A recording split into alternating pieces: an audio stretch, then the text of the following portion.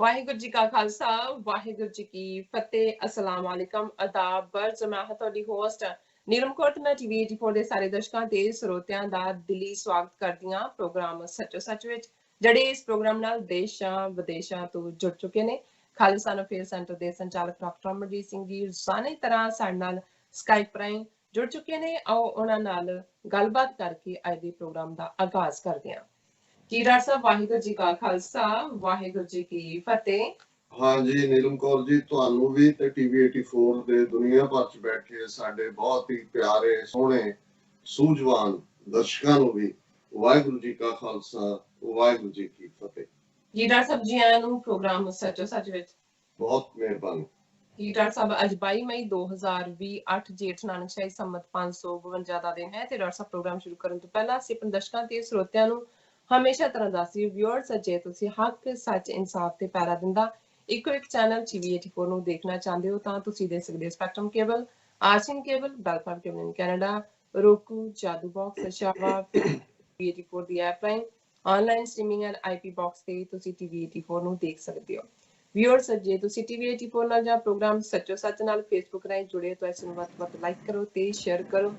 ਅਤੇ ਨਾਲ ਹੀ YouTube ਤੇ ਸਬਸਕ੍ਰਾਈਬ ਵੀ ਕਰੋ। ਇਹ ਵੀ ਦੱਸ ਦਈਏ ਕਿ ਤੁਸੀਂ ਟੀਵੀ 84 ਦੀ ਐਪ ਨੂੰ ਐਂਡਰੋਇਡ ਐਂਡ ਐਪ ਸਟੋਰ ਤੇ ਡਾਊਨਲੋਡ ਕਰਕੇ ਜੋ ਟੀਵੀ 84 ਦੀ ਲਾਈਵ ਸਟ੍ਰੀਮ ਹੈ ਉਸ ਨੂੰ ਤੁਸੀਂ 24 ਆਵਰਸ ਦੇਖ ਸਕਦੇ ਹੋ। ਵਿਊਅਰਸ ਹੁਣ ਅਸੀਂ ਆਪਣੇ ਪ੍ਰੋਗਰਾਮ ਦੀ ਸ਼ੁਰੂਆਤ ਕਰਨ ਜਾ ਰਹੇ ਹਾਂ। ਪ੍ਰੋਗਰਾਮ ਦੇ ਸ਼ੁਰੂ ਵਿੱਚ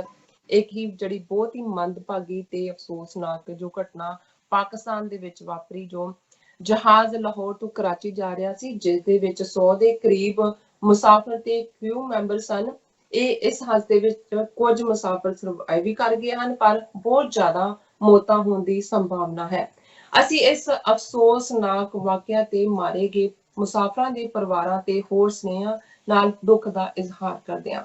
ਸੋ ਇਹ ਬਹੁਤ ਹੀ ਦੁਖਦਾਈ ਖਬਰ ਹੈ। ਸੋ ਦੂਸਰੇ ਪਾਸੇ ਜਿਸ ਤਰ੍ਹਾਂ ਕਰੋਨਾ ਦਾ ਕਹਿਰ ਉਸੇ ਤਰ੍ਹਾਂ ਹੀ ਜਾਰੀ ਹੈ। ਕੁੱਲ ਦੁਨੀਆ ਵਿੱਚ ਕਰੋਨਾ ਪੋਜ਼ਿਟਿਵ ਕੇਸਾਂ ਦੀ ਗਿਣਤੀ 52 ਲੱਖ ਤੋਂ ਜ਼ਿਆਦਾ ਹੈ ਅਤੇ ਮੌਤਾਂ 3.25 ਲੱਖ ਦਾ ਅੰਕੜਾ ਜੋ ਹੈ ਪਾਰ ਕਰ ਚੁੱਕੀਆਂ ਨੇ। ਸੋ ਸਿਆਸੀ ਬਿਆਨਬਾਜ਼ੀ ਉਸੇ ਤਰ੍ਹਾਂ ਹੀ ਜਾਰੀ ਹੈ ਪਰ ਭਾਰਤ ਵਿੱਚ ਗਰੀਬਾਂ ਤੇ ਮਜ਼ਦੂਰਾਂ ਦੀ ਆਮਦਨ ਤੋਂ ਬਾਹਰ ਹੈ। ਇਸ ਵਿਸ਼ਿਆਂ ਦੇ ਉੱਪਰ ਆਪਾਂ ਪਹਿਲੇ ਸੈਗਮੈਂਟ ਦੇ ਵਿੱਚ ਗੱਲਬਾਤ ਕਰਾਂਗੇ। ਦੂਸਰੇ ਸੈਗਮੈਂਟ ਦੇ ਵਿੱਚ ਆਪਾਂ ਗੱਲਬਾਤ ਕਰਾਂਗੇ ਕਿ ਬੇਸ਼ੱਕ ਇਸ ਵੇਲੇ ਸਿੱਖ ਕੌਮ ਦੁਨੀਆ ਭਰ ਵਿੱਚ ਕਰੋਨਾ ਦੇ ਕਹਿਰ ਦੇ ਚਲਦਿਆਂ ਸੇਵਾ ਸੰਭਾਲ ਵਿੱਚ ਜੁਟੀ ਹੋਈ ਹੈ ਪਰ ਹਿੰਦੂ ਤਵੀਆਂ ਵੱਲੋਂ ਸਿੱਖਾਂ ਨੂੰ ਬਦਨਾਮ ਕਰਨ ਦਾ ਸਿਲਸਿਲਾ ਲਗਾਤਾਰ ਜਾਰੀ ਹੈ। ਤਾਜ਼ਾ ਖਬਰਾਂ ਅਨੁਸਾਰ ਐਮਾਜ਼ਨ ਦੀ ਵੈਬ ਸੀਰੀਜ਼ ਵੱਲੋਂ ਇੱਕ ਨਵਾਂ ਸ਼ੋਅ ਪਤਾਲ ਲੋਕ ਵਿਖਾਇਆ ਜਾ ਰਿਹਾ ਹੈ ਜਿਸ ਵਿੱਚ ਐਪੀਸੋਡ ਨੰਬਰ 3 ਵਿੱਚ ਅੰਮ੍ਰਿਤਧਾਰੀ ਸਿੱਖਾਂ ਨੂੰ ਰੇਪਿਸਟ ਵਜੋਂ ਵਿਖਾਇਆ ਗਿਆ ਹੈ। ਇਸ ਸ਼ੋਅ ਨੂੰ ਅਨੁਸ਼ਕਾ ਸ਼ਰਮਾ ਨਾਂ ਦੀ ਪ੍ਰੋਡਿਊਸਰ ਵੱਲੋਂ ਤਿਆਰ ਕੀਤਾ ਗਿਆ ਹੈ। ਦੁਨੀਆ ਭਰ ਵਿੱਚ ਜੋ ਸਿੱਖ ਨੇ ਉਹ ਇਸ ਪਤਾਲ ਲੋਕ ਸੀਰੀਜ਼ ਦੇ ਉੱਤੇ ਭਾਰੀ ਗੁੱਸੇ ਦਾ ਇਜ਼ਹਾਰ ਕਰ ਰਹੇ ਨੇ। ਇਸ ਉੱਪਰ ਵਿਚਾਰ ਚਰਚਾ ਹੋਏਗੀ। ਥਰਡ ਵਾਲੇ ਸੈਗਮੈਂਟ ਦੇ ਵਿੱਚ ਆਪਾਂ ਡਿਸਕਸ ਕਰਨ ਜਾਵਾਂਗੇ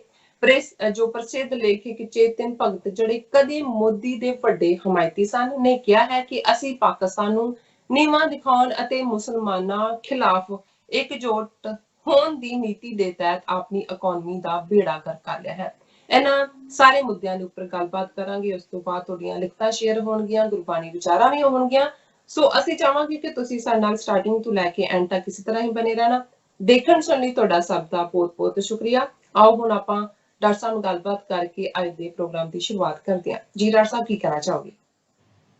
ਦੇਖੋ ਜਿਵੇਂ ਤੁਸੀਂ ਵੀ ਅੱਜ ਦੇ ਪ੍ਰੋਗਰਾਮ ਦੀ ਸ਼ੁਰੂਆਤ ਉਸ ਹਾਦਸੇ ਦਾ ਜ਼ਿਕਰ ਕਰਦਿਆਂ ਕੀਤੀ ਹੈ ਜਿਸ ਦੇ ਵਿੱਚ ਨੁਕਸਾਨ ਤਾਂ ਹੈ ਹੀ ਹੈ ਲੇਕਿਨ ਜਦੋਂ ਅਸੀਂ ਇਸ ਦੀ ਟਾਈਮਿੰਗ ਦੇਖਦੇ ਹਾਂ ਇੱਕ ਪਾਸੇ 2 ਦਿਨ ਬਾਅਦ ਈਦ ਜਿਹੜਾ ਕਿ ਇੱਕ ਬੜੀ ਅਹਿਮੀਅਤ ਵਾਲਾ ਦਿਨ ਹੈ, ਰਮਜ਼ਾਨ ਦਾ ਮਹੀਨਾ ਔਰ ਰੋਜ਼ਿਆਂ ਦੇ ਅਖੀਰਲੇ ਖਾਤਮੇ ਤੋਂ ਬਾਅਦ ਜਿਹੜਾ ਇੱਕ ਖੁਸ਼ੀ ਦਾ ਔਰ ਇੱਕ ਦੂਸਰੇ ਦੇ ਗਲੇ ਲੱਗ ਕੇ ਮੁਬਾਰਕ ਦੇਣ ਦਾ ਦਿਨ ਹੈ, ਉਸ ਤੋਂ ਠੀਕ ਪਹਿਲਾਂ ਉਸ ਦੀ ਈਦ ਦੇ ਉੱਤੇ ਜਿਹੜਾ ਹਾਦਸਾ ਪਾਕਿਸਤਾਨ ਦੀ 에ਅਰਲਾਈਨਸ ਦੇ ਜਹਾਜ਼ ਨਾਲ ਵਾਪਰਿਆ, ਜਿਹੜਾ ਜਹਾਜ਼ ਲਾਹੌਰ ਤੋਂ ਕਰਾਚੀ ਜਿਹੜਾ ਲਈ ਉਹਨੇ ਉਡਾਨ ਭਰੀ ਸੀ ਔਰ ਲਗਭਗ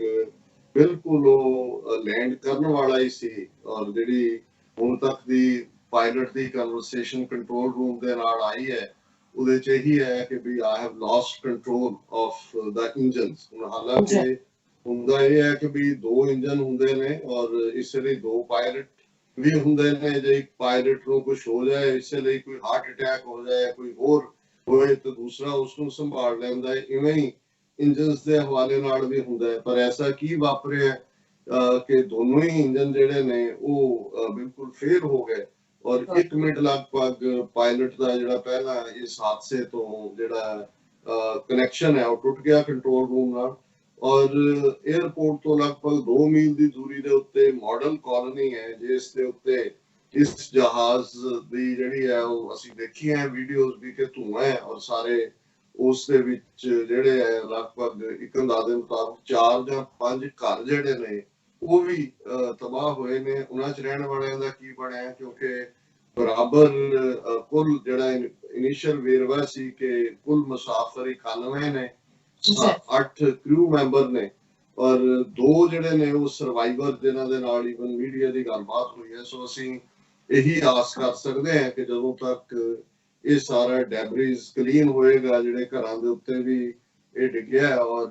ਮੈਕਸਿਮਮ ਸਰਵਾਈਵ ਕਰ ਜਾਣ। ਪਰ ਇਸ ਨਾਲ ਇਕੱਲੇ ਪਾਕਿਸਤਾਨ ਦੇ ਵਿੱਚ ਹੀ ਸ਼ੋਕ ਦੀ ਲਹਿਰ ਨਹੀਂ ਹੈ। ਅਸੀਂ ਸਮਝਦੇ ਹਾਂ ਵੀ ਇਹ ਮੌਕਾ ਜਦੋਂ ਕਿ ਆਲਰੇਡੀ ਕਰੋਨਾ ਦਾ ਕਹਿਰ ਹੈ,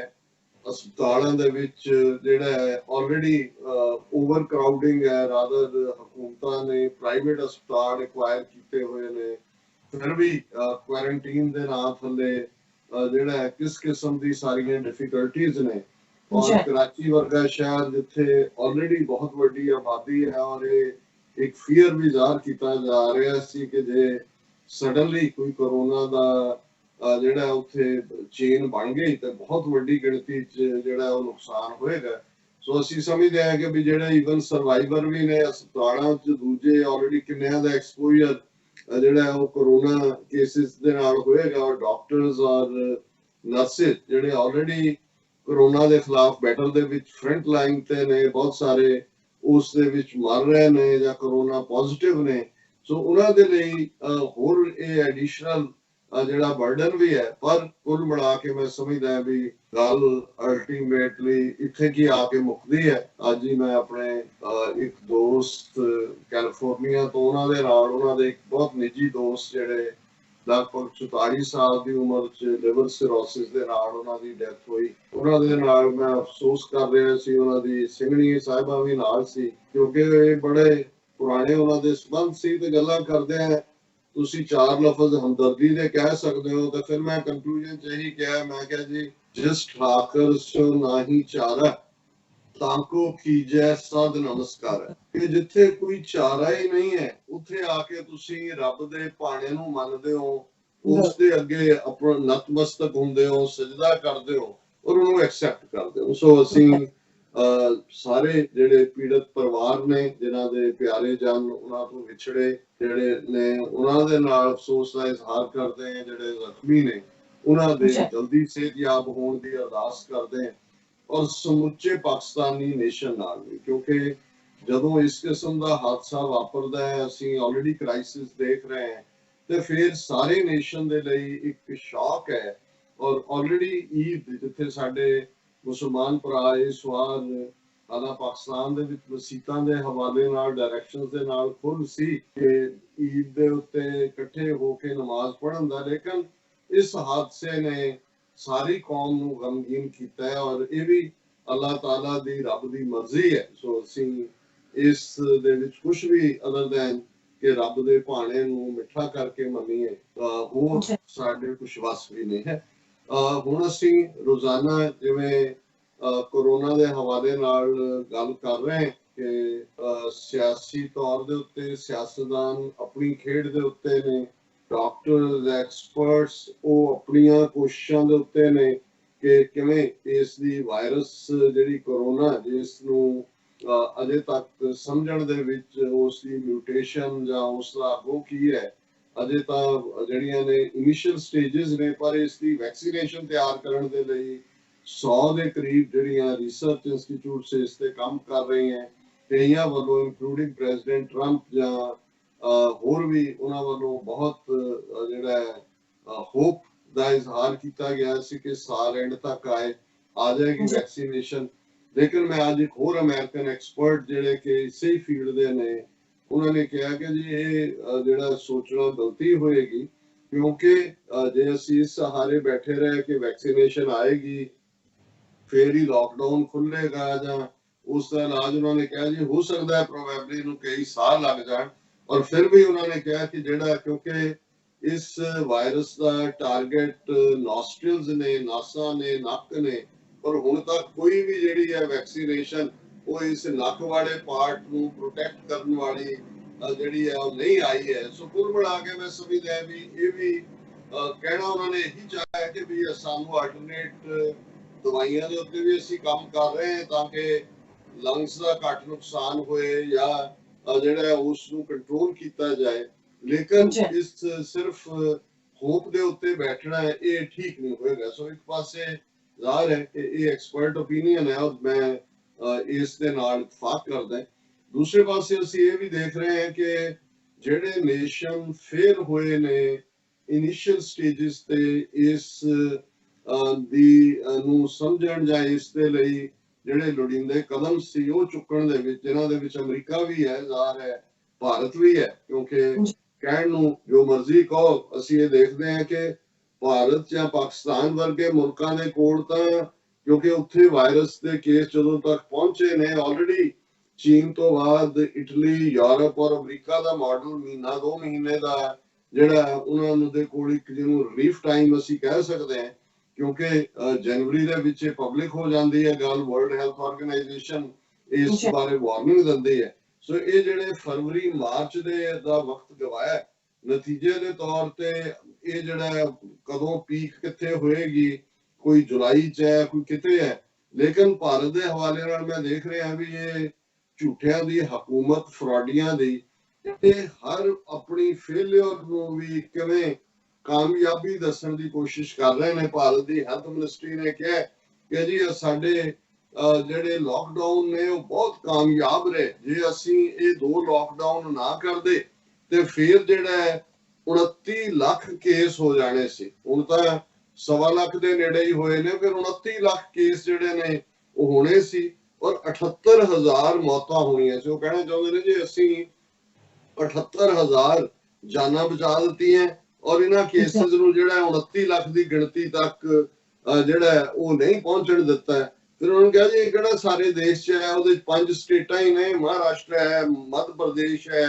ਗੁਜਰਾਤ ਹੈ, ਦਿੱਲੀ ਹੈ, ਤਮਿਲਨਾਡੂ ਹੈ, ਉਹਦੇ 'ਚ 80% ਕੇਸ ਨੇ। ਫਿਰ 60% ਐਕਟਿਵ ਕੇਸ ਜਿਹੜੇ ਨੇ ਉਹ 5 ਸ਼ਹਿਰਾਂ 'ਚ ਨੇ, ਮੁੰਬਈ, ਦਿੱਲੀ, ਚੇਨਈ, ਪੂਨੇ ਤੇ ਥਾਣੇ। ਬਾਕੀ ਸਭ ਹਾਲਾਂਕਿ ਜਦੋਂ ਤੁਸੀਂ ਉਹਨਾਂ ਦੇ ਮੀਡੀਆ ਦੇ ਵਿੱਚ ਵੀ ਜਿਹੜੀਆਂ ਥੋੜੀਆਂ ਬਹੁਤ ਰਿਪੋਰਟਸ ਜਿਹੜੇ ਕੋਈ ਬਹਾਦਰ ਉਹਨਾਂ ਦੇ ਪੱਤਰਕਾਰ ਦੇਣ ਦੀ ਹਿੰਮਤ ਵੀ ਕਰਦੇ ਨੇ, ਦੇਖਦੇ ਹੋ ਤਾਂ ਈਵਨ ਬਿਹਾਰ ਦੇ ਵਿੱਚ, ਝਾਰਖੰਡ ਦੇ ਵਿੱਚ, ਛੱਤੀਸਗੜ੍ਹ ਦੇ ਵਿੱਚ ਬੜੀ ਤੇਜ਼ੀ ਨਾਲ ਕੇਸਾਂ ਦੀ ਗਿਣਤੀ ਵੱਧ ਰਹੀ ਹੈ ਔਰ 2 ਤੋਂ 3 ਕਰੋੜ ਮਜ਼ਦੂਰ ਜਿਹੜੇ ਕਿ ਬਿਨਾਂ ਕਿਸੇ ਹਿਫਾਜ਼ਤ ਤੋਂ, ਬਿਨਾਂ ਕਿਸੇ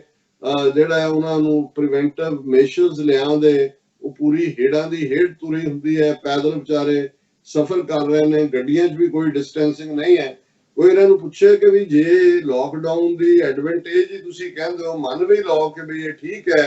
ਲਾਕਡਾਊਨ ਜਾਂ ਸੈਪਰੇਸ਼ਨ ਉਹਦੇ ਜਿਹੜਾ ਤੇਜ਼ੀ ਨਾਲ ਸਪਰੈਡ ਦੇ ਵਿੱਚ ਰੁਕਾਵਟ ਬਣਦਾ, ਪਰ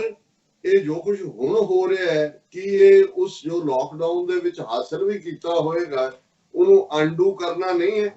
ਤੇ ਕੀ ਈਵਨ ਲਾਕਡਾਊਨ ਤੋਂ ਪਹਿਲਾਂ ਇਹ ਮੈਸ਼ਰਸ ਕਿਉਂ ਨਹੀਂ ਲਏ ਗਏ ਕਿ ਜੇ ਤੁਸੀਂ ਉਹਨਾਂ ਨੂੰ ਫੂਡ ਨਹੀਂ ਪ੍ਰੋਵਾਈਡ ਕਰ ਸਕਦੇ, ਤੁਸੀਂ ਉਹਨਾਂ ਨੂੰ ਇਹ ਇਮੋਸ਼ਨਲ ਸਿਕਿਉਰਿਟੀ ਨਹੀਂ ਦੇ ਸਕਦੇ ਕਿ ਜਦੋਂ ਤੱਕ ਇਹ ਸਾਰਾ ਖਤਮ ਹੋਏਗਾ ਉਦੋਂ ਤਾਂ ਇਹਨਾਂ ਦਾ ਝੂਠਿਆਂ ਦਾ ਸਰਦਾਰ ਮੋਦੀ ਇਹ नेशन को एड्रेस करते हैं, कह रहे हैं कि जी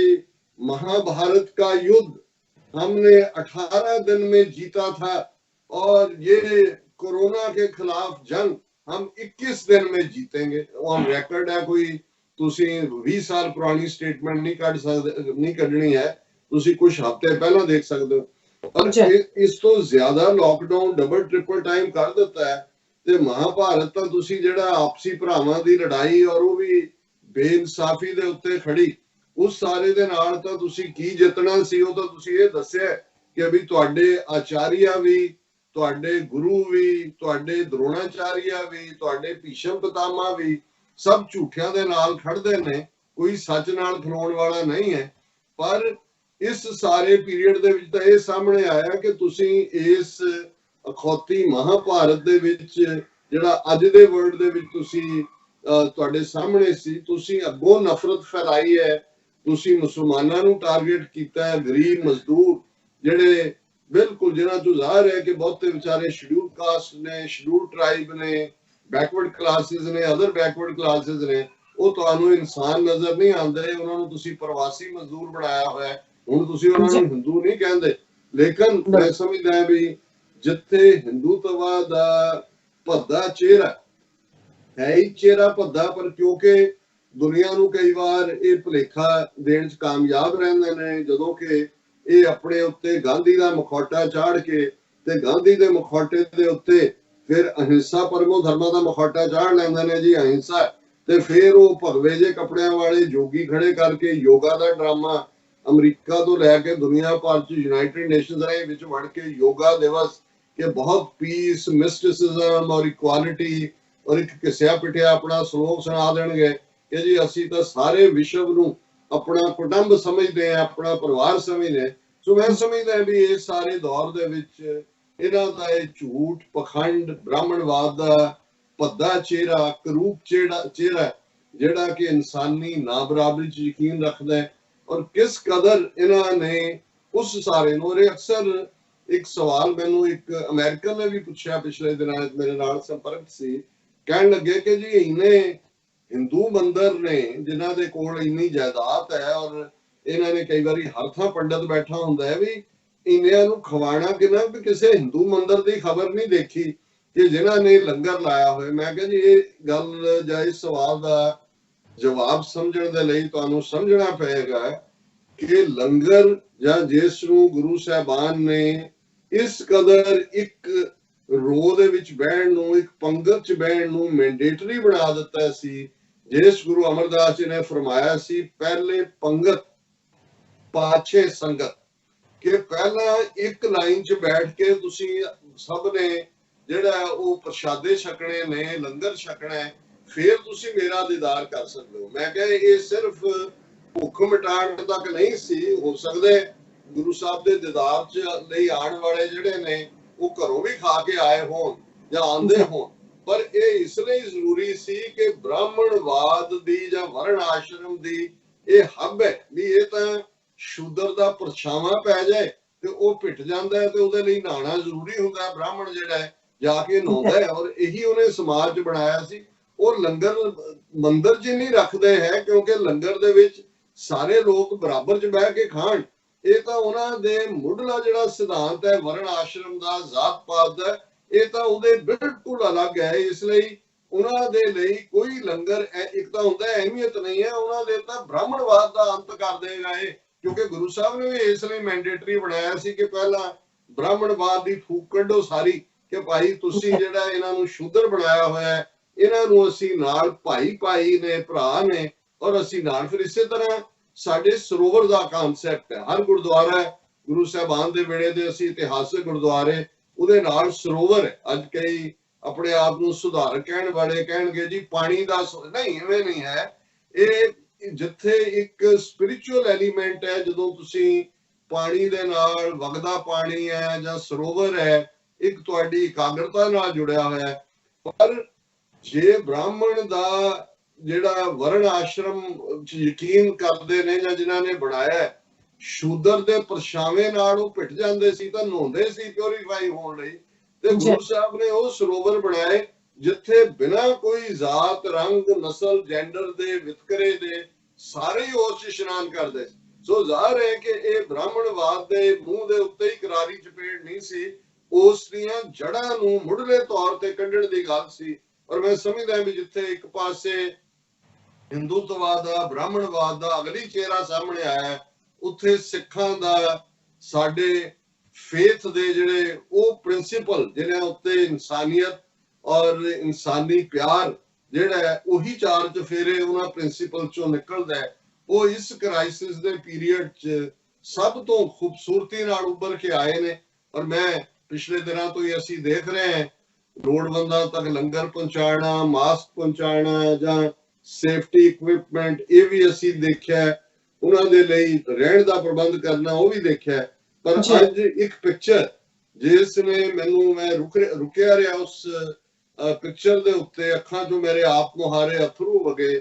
ਉਹ ਸੀ, ਹੁਣ ਅਸੀਂ ਇਹ ਤਾਂ ਦੇਖ ਰਹੇ ਹਾਂ ਔਰ ਮੈਂ ਉਸ ਦਰਦ ਨੂੰ ਰੋਜ਼ਾਨਾ ਮਹਿਸੂਸ ਕਰਦਾ ਹਾਂ ਕਿ ਕਿਵੇਂ ਲੱਖਾਂ ਲੋਕ, ਗਰੀਬ ਲੋਕ ਕਈ ਦਿਨ ਭੁੱਖੇ ਭਾਣੇ ਜਿਹੜੇ ਨੇ ਉਹ ਤੁਰੇ ਹੋਏ ਨੇ, ਪੈਰਾਂ ਦੇ ਵਿੱਚੋਂ ਕੈਂਚੀ ਦੀਆਂ ਚੱਪਲਾਂ ਨੇ, ਬੀਬੀਆਂ, ਬੱਚੇ, ਕਈ ਛੋਟੇ ਜਿਹੜੇ ਨੇ ਕਈ ਦਿਨ ਉਹਨਾਂ ਦੇ ਇੰਟਰਵਿਊ ਆਉਂਦੇ ਨੇ। कोई कह रहा है जी हमने 3 दिन से नहीं खाया, आज सरदार भाई आए थे वो हमें खिला के गए हैं। कल भी इस किस्म का इंटरव्यू। पर आज जिस पिक्चर ने टच किया है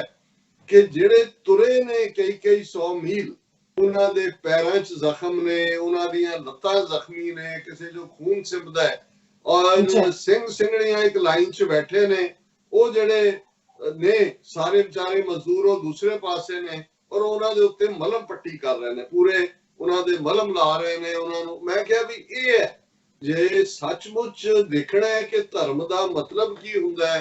ਮਜ਼ਹਬ ਦਾ ਮਤਲਬ ਕੀ ਹੁੰਦਾ ਹੈ। ਮਜ਼ਹਬ ਨੂੰ ਅਸੀਂ ਮਹਿਜ਼ ਬਹੁਤ ਸਾਰੀਆਂ ਥਾਵਾਂ ਦੇ ਉੱਤੇ ਰਿਚੁਅਲਿਜ਼ਮ ਦੇ ਨਾਲ ਹੀ ਡਿਸਕ੍ਰਾਈਬ ਕਰਦੇ, ਪਰ ਇਸ ਸਾਰੇ ਨੇ ਇਸ ਇਨਸਾਨੀਅਤ ਦੇ ਜਜ਼ਬੇ ਨੂੰ ਵੀ, ਔਰ ਦਰਸ਼ਕ ਸਕਰੀਨ ਦੇ ਉੱਤੇ ਉਸ ਪਿਕਚਰ ਨੂੰ ਦੇਖ ਸਕਦੇ ਨੇ कि किवें। और मैं समझदा कि सतगुरां दी रहमत है, गुरु दी, कि उन्होंने इस कौम दे अंदर, और जिवें असीं कल जिक्र कीता सी कि किवें पाकिस्तान दे जिला रावलपिंडी दे उन्हां तिन्नां पिंडां दे विच, पहाड़ी पिंडां च यूनाइटेड सिक्स ने जेड़ा ओ राहत कारज खास तौर ते जेड़े बिल्कुल फिजिकली हैंडीकैप्ड ने उन्हां लई, और उन्हां दी लोकल जेड़ी MPA है ਉਹਨਾਂ ਦੇ ਮਦਦ, ਉਹਨਾਂ ਦੇ ਅਗਵਾਈ ਦੇ ਵਿੱਚ ਕੀਤੇ ਨੇ। ਸਾਡੇ ਬਹੁਤ ਸਾਰੇ ਪਾਕਿਸਤਾਨੀ ਭਰਾਵਾਂ ਭੈਣਾਂ ਨੇ ਸ਼ੁਕਰੀਆ ਦਾ ਇਜ਼ਹਾਰ ਕੀਤਾ। ਮੈਂ ਸਮਝਦਾ ਵੀ ਇਹ ਕੋਈ ਅਹਿਸਾਨ ਨਹੀਂ ਹੈ, ਔਰ ਅਸੀਂ ਇਹ ਮਹਿਸੂਸ ਕਰਦੇ ਹਾਂ ਕਿ ਵੀ ਇਸ ਵੇਲੇ ਅਸੀਂ ਸਾਰੇ ਜਿੱਥੇ ਇਨਸਾਨੀਅਤ ਦੀ ਪੀੜ ਨੂੰ ਮਹਿਸੂਸ ਕਰਦੇ ਹਾਂ, ਪਾਕਿਸਤਾਨ ਦੇ ਵਿੱਚ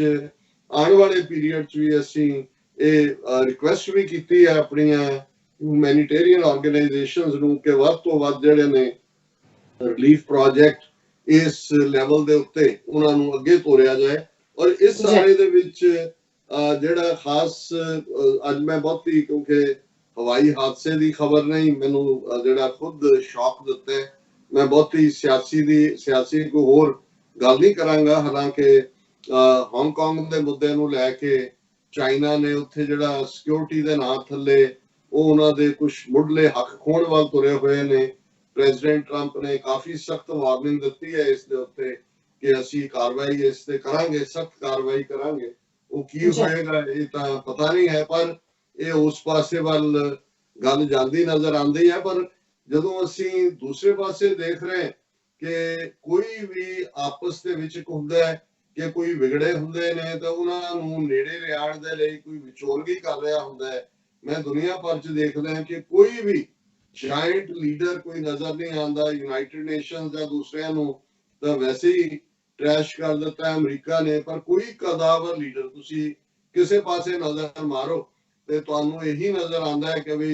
ਇਹ, ਹਾਲਾਂਕਿ ਇਹ ਭਾਵੇਂ ਇਹਦਾ ਇੱਕ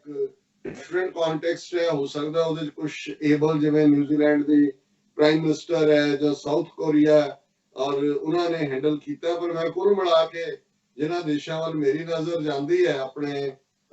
ਇਸ ਸਾਰੇ ਪਾਰਟ ਨੂੰ, ਹਾਲਾਂਕਿ ਇਮਰਾਨ ਖਾਨ ਸਾਹਿਬ ਨੂੰ ਮੈਂ ਐਡਮਾਇਰ ਕਰਦਾ ਹਾਂ ਕਿ ਉਹ ਇੱਕ ਟ੍ਰਾਂਸਪੇਰੈਂਟਲੀ ਓਨੈਸਟ ਨੇ, ਪਰ ਜੇ ਭਾਰਤ ਦੇ ਕੰਟੈਕਸਟ ਜਾਂ ਈਵਨ ਬ੍ਰਾਜ਼ੀਲ ਜਿਹੜਾ ਨੰਬਰ 3 ਤੇ ਚੱਲ ਰਿਹਾ ਔਰ ਉਹਦੇ ਵਿੱਚ ਹੋਰ 2 ਦਿਨਾਂ ਦੇ ਵਿੱਚ ਉੱਥੇ ਕੇਸਾਂ ਦੀ ਗਿਣਤੀ ਰੂਸ ਨਾਲੋਂ ਜ਼ਿਆਦਾ ਹੋ ਜਾਣੀ ਹੈ। ਲੇਕਿਨ ਜਿਹੜਾ ਇਹ ਸ਼ੇਅਰ ਮੈਨੂੰ ਬਾਰ-ਬਾਰ ਆ ਰਿਹਾ ਜਦੋਂ ਅਸੀਂ ਲੀਡਰਸ਼ਿਪ ਦੇ ਹਵਾਲੇ ਨਾਲ ਦੇਖ ਰਹੇ ਹਾਂ ਕਿ ਹਰ ਸ਼ਾਖ पे उल्लू बैठा है, अंजामे गुलिस्तां क्या होगा। हर शाख पे उल्लू बैठा है, अंजामे गुलिस्तां क्या होगा। बर्बाद गुलिस्तां करने को जब एक ही उल्लू काफी है। कई ਜਿਹੜੇ ਨੇ ਉਹ ਸੈਕੰਡ ਪਾਰਟ ਨੂੰ ਪਹਿਲਾਂ ਕੋਟ ਕਰਦੇ ਨੇ, ਹਾਲਾਂਕਿ ਮੈਨੂੰ ਨਹੀਂ ਪਤਾ ਵੀ ਇਹਦਾ ਸ਼ੇਅਰ ਦਾ origin ਕੀ ਹੈ ਜਾਂ ਕੀ, ਲੇਕਿਨ ਇਹ ਇਸ ਗੱਲ ਨੂੰ ਦੱਸਦਾ ਹੈ ਕਿ ਵੀ ਜੇ ਤਾਂ ਇੱਕ ਸਿਆਣਾ ਆਗੂ ਬੈਠਾ ਹੋਏ ਤੇ ਉਸ ਚਮਨ ਨੂੰ ਬਰਬਾਦ ਹੋਣ ਤੋਂ ਬਚਾ ਲੈਂਦਾ ਹੈ ਗੁਲਿਸਤਾਨ ਨੂੰ, ਪਰ ਜੇ ਹਰ ਸ਼ਾਖ ਦੇ ਉੱਤੇ ਜਾਂ ਚਾਰ ਚਫੇਰੇ ਤੁਸੀਂ ਨਜ਼ਰ ਮਾਰੋ ਕਿ ਹਰ ਕੋਈ ਇਸ ਲੁੱਟ ਦੇ ਵਿੱਚ ਜਿਹੜਾ ਉਹ ਹੋਏ ਕਿ ਇਹਦੇ ਚੋਂ ਅਸੀਂ ਸਿਆਸੀ ਲਾਹਾ ਕੀ ਲੈਣਾ ਹੈ। ਔਰ ਭਾਰਤ ਦੇ ਕੰਟੈਕਸਟ में ਦੇਖ ਰਹੇ ਹਾਂ ਕਿ ਇੱਕ ਪਾਸੇ ਅਸੀਂ ਮਜ਼ਦੂਰਾਂ ਦਾ ਦਰਦ ਬਿਆਨ ਕਰ ਰਹੇ ਹਾਂ ਕਿ ਭਾਈ ਉਹ ਕਿਹੜਾ ਹਾਲਾਤਾਂ ਚੋਂ ਨਿਕਲ ਰਹੇ ਨੇ, ਪਰ ਜਿਹੜਾ ਇੱਕ ਭਾਰਤ ਦੇ ਐਮਪੀ ਨੇ ਬਿਆਨ ਦਿੱਤਾ ਹੈ ਔਰ ਇਹ ਸਿਟਿੰਗ ਐਮਪੀ ਹੈ ਔਰ ਉਹਨੇ ਕਿਹਾ ਕਿ ਵੀ ਇਹ ਜਿਹੜੇ ਤੁਰੇ ਹੋਏ ਨੇ ਹਜ਼ਾਰਾਂ ਲੋਕ, ਇਹਨਾਂ ਚੋਂ ਕੋਈ ਮਜ਼ਦੂਰ ਨਹੀਂ ਹੈ, ਇਹ ਤਾਂ ਗਰਮੀਆਂ ਦੀ ਛੁੱਟੀਆਂ ਮਨਾਉਣ ਲਈ ਆਪਣੇ ਪਿੰਡਾਂ ਨੂੰ ਜਾ ਰਹੇ ਨੇ। ਔਰ ਇਹ ਕੋਈ ਮਾੜਾ ਮੋਟਾ ਬੰਦਾ ਨਹੀਂ ਹੈ, ਇਹ ਪ੍ਰਤਾਪਗੜ੍ਹ ਤੋਂ ਮੈਂਬਰ ਪਾਰਲੀਮੈਂਟ ਹੈ, ਬੀਜੇਪੀ ਦਾ ਨੇਤਾ ਸੰਗਮ ਲਾਲ ਗੁਪਤਾ, ਔਰ ਉਹਦੇ ਐਗਜ਼ੈਕਟ ਸ਼ਬਦ ਨੇ ਕਿ ਭੀੜ ਨੂੰ ਧਿਆਨ ਨਾਲ ਦੇਖੋ, ਇਹਨਾਂ ਚੋਂ ਇੱਕ ਵੀ ਮਜ਼ਦੂਰ ਨਹੀਂ ਹੈ, ਮਾਈਗ੍ਰੇਟ ਲੇਬਰ ਨਹੀਂ ਲੱਗਦਾ, ਪ੍ਰਵਾਸੀ ਮਜ਼ਦੂਰ ਤਾਂ ਕਦੋਂ ਦੇ ਆਪਣੇ ਪਿੰਡਾਂ 'ਚ ਵਾਪਸ ਮੁੜ ਚੁੱਕੇ ਨੇ। ਇਹ ਉਹ ਲੋਕ ਨੇ ਜਿਹੜੇ ਗਰਮੀਆਂ ਦੀਆਂ ਛੁੱਟੀਆਂ ਮਨਾਉਣ ਲਈ ਟ੍ਰੇਨਾਂ ਦੀ ਯਾਤਰਾ ਕਰ ਰਹੇ ਨੇ, ਕਿਉਂਕਿ ਹੁਣ ਟ੍ਰੇਨਾਂ ਲਾਈਆਂ ਹੋਈਆਂ ਉਹਨਾਂ ਨੇ ਔਰ ਉਹਨਾਂ ਨੇ ਕਿਹਾ ਜੀ ਇਹ ਸਿਰਫ ਗਰਮੀਆਂ ਦੀਆਂ ਛੁੱਟੀਆਂ ਮਨਾਉਣ ਆਏ ਨੇ। ਔਰ ਇਹ ਜਦੋਂ ਮੈਂ ਦੇਖਿਆ ਤੇ ਮੈਨੂੰ ਆਇਆ ਕਿ ਵੀ ਇਹ ਹੁਣ ਇਹ ਲੋਕ ਭਾਰਤ ਦੇ ਹਾਲਾਂ ਗੁਲਾਮੀ ਸਹਿਣੀ ਗਿੱਜੇ ਹੋਏ ਨੇ, ਮੈਨੂੰ ਨਹੀਂ ਲੱਗਦਾ ਕਿ ਕੋਈ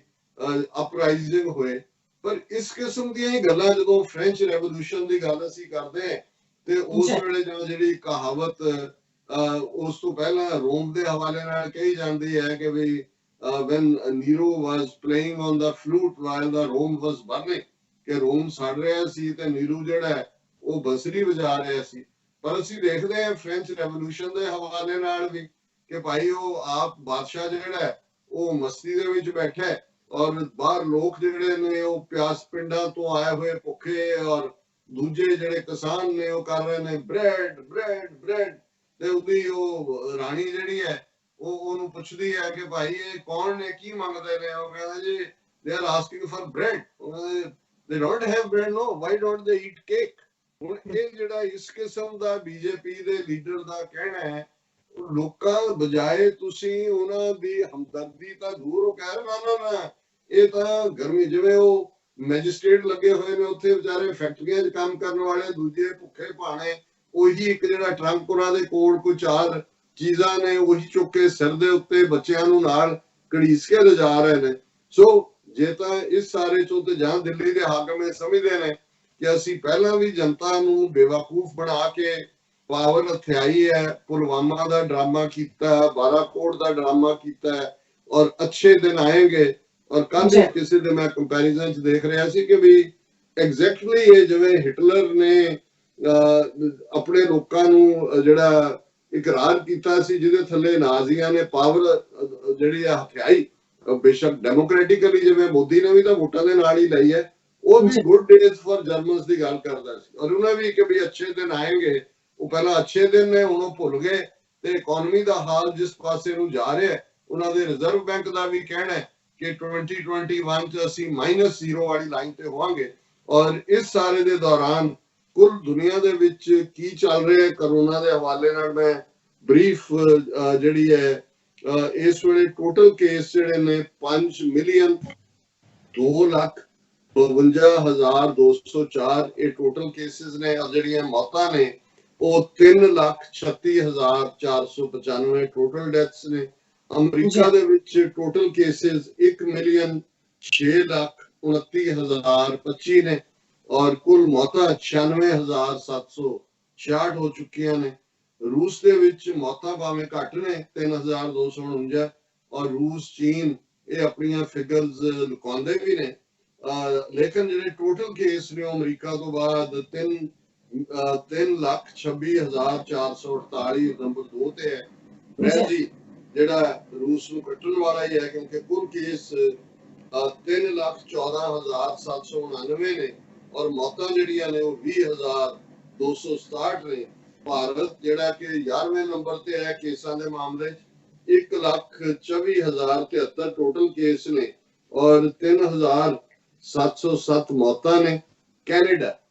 ਕੱਲ ਸਾਡੇ ਕੈਨੇਡੀਅਨ ਵੀਰ ਨੇ ਕਿਹਾ ਸੀ ਕਿ ਤੁਸੀਂ ਬਾਕੀ ਬੰਦੇ ਹੋ, ਸਾਨੂੰ ਤੁਸੀਂ ਮੁਲਕ ਨਹੀਂ ਮੰਨਦੇ। ਮੈਂ ਕਹਿੰਦਾ ਜੀ ਤੁਹਾਡਾ ਵੀ ਅਸੀਂ ਸ਼ਾਮਲ ਕਰਾਂਗੇ। ਸੋ ਜੀ। ਕੈਨੇਡਾ 14ਵੇਂ ਨੰਬਰ ਤੇ ਹੈ ਕੇਸਾਂ ਦੇ ਮਾਮਲੇ 'ਚ, 81,767 ਟੋਟਲ ਕੇਸ ਨੇ ਔਰ 6,180 ਕੈਨੇਡਾ 'ਚ ਡੈਥਸ ਨੇ। ਪਾਕਿਸਤਾਨ 'ਚ ਕੇਸਾਂ ਦੀ ਗਿਣਤੀ 50,000 ਨੂੰ ਕ੍ਰਾਸ ਕਰ ਗਈ ਹੈ, 50,700 ਦੇ ਨੇੜੇ ਨੇ। 19ਵੇਂ ਨੰਬਰ ਤੇ ਪਾਕਿਸਤਾਨ ਹੈ ਔਰ ਮੌਤਾਂ ਵੀ ਜਿਹੜੀਆਂ ਨੇ ਉਹ 1,067 ਨੇ। ਸੋ ਅਸੀਂ ਕੁੱਲ ਮਿਲਾ ਕੇ ਜਿੱਥੇ ਸਾਰਿਆਂ ਦੇ ਲਈ ਇਹ ਅਰਦਾਸ ਕਰਦੇ ਹਾਂ ਕਿ ਰੱਬ ਚੜ੍ਹਦੀ ਕਲਾ ਦੇਣ, ਔਰ ਖਾਸ ਤੌਰ ਤੇ ਪਾਕਿਸਤਾਨ ਦੇ ਵਿੱਚ ਵਾਪਰਿਆ ਹਵਾਈ ਹਾਦਸਾ ਹੋਰ ਵੀ ਦੁਖਦਾਈ ਹੈ, ਔਰ ਅਲਟੀਮੇਟਲੀ ਸਭ ਕੁਝ ਰੱਬ ਦੇ ਕੋਲ ਹੈ, ਔਰ ਰੱਬ ਤੋਂ ਹੀ ਅਸੀਂ ਸਬਰ ਵੀ ਮੰਗੀਏ ਔਰ ਰੱਬ ਤੋਂ ਹੀ ਖੈਰ ਵੀ ਮੰਗੀਏ ਕਿ ਕੁੱਲ ਇਨਸਾਨੀਅਤ ਦੇ ਲਈ ਰੱਬ ਰਹਿਮਤ ਕਰਨ, ਜਗਤ ਜਲੰਦਾ ਰੱਖ ਲੈ ਆਪਣੀ ਕਿਰਪਾ ਧਾਰ, ਜਿਤ ਦੁਆਰੇ ਉਭਰੇ ਤਿਤ ਲੈਹੋ ਉਬਾਰ। ਜੀ ਡਾਕਟਰ ਸਾਹਿਬ, ਇਸ ਸਭ ਦੀ ਜਾਣਕਾਰੀ ਸਾਡੇ ਦਰਸ਼ਕਾਂ ਨਾਲ ਸਾਂਝੀ ਕਰਨ ਲਈ ਤੁਹਾਡਾ ਬਹੁਤ-ਬਹੁਤ ਸ਼ੁਕਰੀਆ। ਇੱਥੇ ਲੈਣੇ ਅਪਡੇਟ ਵਿਊਅਰਸ ਤੁਸੀਂ ਇਸੇ ਤਰ੍ਹਾਂ ਹੀ ਬਣੇ ਰਹਿਣਾ। ਮਿਲਦੇ ਆ ਆਫਟਰ ਦਿਸ ਸ਼ਾਰਟ ਬ੍ਰੇਕ।